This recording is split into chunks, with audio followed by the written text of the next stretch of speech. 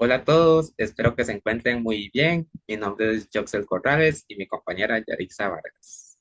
El día de hoy trataremos sobre los poliedros, específicamente las pirámides y los prismas. Para iniciar con el tema a tratar, recordemos algunos conceptos de geometría. En primer lugar, ¿qué recuerdan que era un polígono regular? Bueno, son aquellos polígonos que todos sus lados poseen la misma medida. ¿Recuerdan que era un vértice? Son puntos que se forman a partir de la unión de dos o más rectas. A continuación, mencionaremos algunos ejemplos de polígonos regulares. En primer lugar, el triángulo, el cual posee tres vértices, un cuadrado, el cual posee cuatro vértices, y un hexágono con seis vértices, como el que podemos observar en pantalla. Ahora tenemos la palabra poliedros, pero ¿qué logramos entender de este término? Bueno, su significado proviene del latín, en el cual poli significa muchos o muchas, y edros que significa cara. Es decir, poliedros lo podemos identificar como una figura con muchas caras. Una vez entendido el significado de la palabra poliedros, definamos esta de una mejor manera. Un poliedro es un cuerpo geométrico compuesto por tres dimensiones, las cuales son ancho, largo y alto. Está formado por polígonos, como los mencionados anteriormente. Vamos a ver dos tipos de poliedros, los prismas y las pirámides. Bueno, empezando con los prismas, estos son aquellos que tienen dos bases poligonales. Esos prismas reciben su nombre según el polígono que sean sus bases. Por ejemplo, en el prisma que se puede observar en pantalla, sus bases son cuadradas.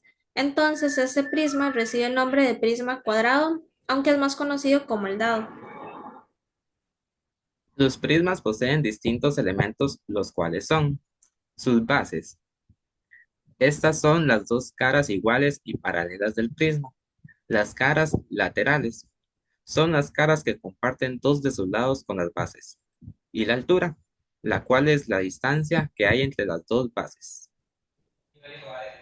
Bueno, en esta imagen podemos observar mejor las partes que conforman un prisma. En la parte superior e inferior tenemos lo que son las bases.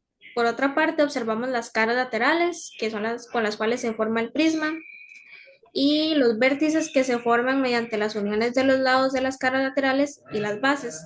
Por último, tenemos la altura, que es la distancia que se forma entre sus dos bases. Para concluir con los prismas, veremos algunos ejemplos de estos. En primer lugar, tenemos un prisma triangular. Después observamos un prisma cuadrangular. Posteriormente tenemos un prisma pentagonal y por último un prisma hexagonal. Bueno, ya vimos qué son los prismas y sus partes.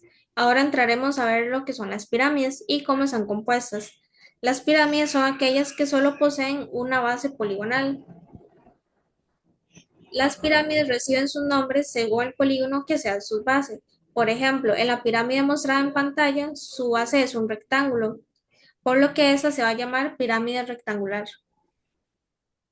Las pirámides poseen distintos elementos de los cuales tenemos la base, la cual es el polígono donde se apoya la pirámide, y esta es la única que no toca la cúspide de la pirámide.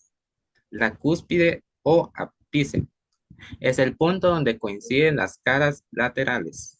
Las caras laterales son las caras que comparten uno de sus lados con la base. Y por último, el apotema, el cual es la distancia de la cúspide al centro de un lado de la base de la pirámide. Para observar de una mejor manera las partes de la pirámide, podemos observar esa figura, en la cual bueno, es una pirámide pentagonal y en ella podemos ver que solo posee una base, que es la que estamos señalando. Vemos también sus caras laterales, el apotema, la cúspide y por último sus vértices.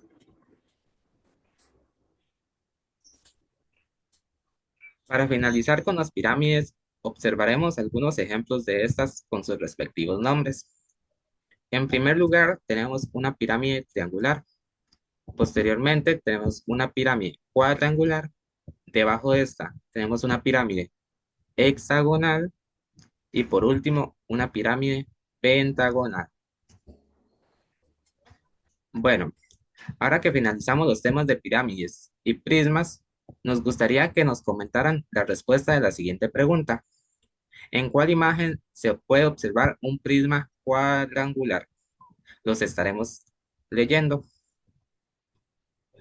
Muchas gracias por ver el video hasta el final. Esperamos que les haya servido de ayuda y nos vemos la próxima vez.